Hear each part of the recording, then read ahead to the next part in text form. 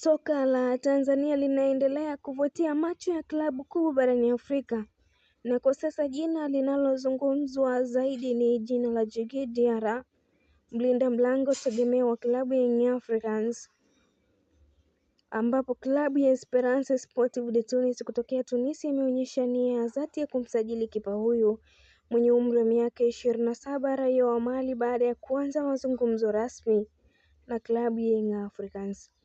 Esperance wameweka mezani ofa ya shilingi bilioni 1.5 za Kitanzania kama ada ya uhamisho, hatua inayoonyesha uzito wa nia yao.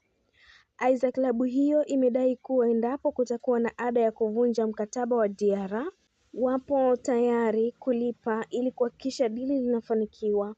Hii ni ishara ya thamani kubwa wanayoona kwa mchezaji huyu ambaye amekuwa nguzo ya mafanikio ya Young Africans katika ligi ya ndani na mashindano ya kimataifa. Djigui Diarra amejidhihirisha kama mmoja wa makipa bora barani Afrika, huku uwezo wake wa kuokoa michomo migumu, nidhamu ya kiufundi na uongozi wa safu ya ulinzi umemfanya kuwa mchezaji wa kipekee sana. Mashabiki wa Yanga wanamchukulia kama muhimili wa kikosi na mchango wake umekuwa muhimu katika kuimarisha nafasi ya klabu hiyo kwenye mashindano makubwa. Iwapo dili hili litakamilika, Yanga watakabiliwa na changamoto ya kumtafuta mrithi wa Djigui Diarra, jambo ambalo linaweza kuathiri udhibiti wa kikosi chao. Hata hivyo, kwa upande wa Diarra, hii ni fursa ya kujiendeleza kwake zaidi katika soka la kimataifa na kuonyesha kipaji chake katika moja ya klabu kubwa Afrika Kaskazini.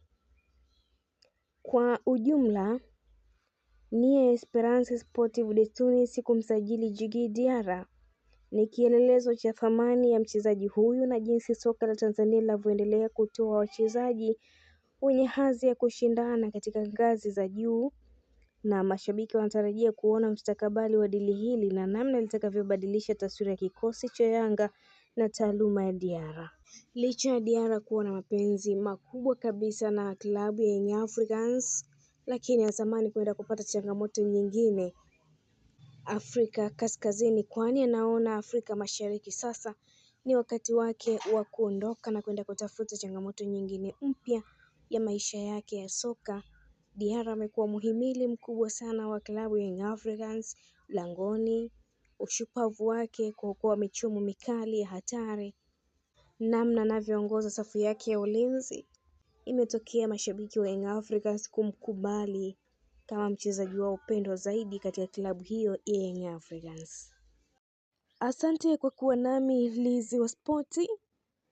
Ni sapoti kwa kugonga like, siku share kwa marafiki zako, na muhimu zaidi subscribe channel ya Malkia wa Soka ili usipitwe na vitu vizuri zaidi vinavyokuja kwenye channel hii, na kuletea burudani, uchambuzi na mazungumzo ya ukweli kabisa kama kijiweni vile. Hivyo hakikisha unawasha kengele ya notification ili kila video mpya ikitoka uwe wa kwanza kuiona.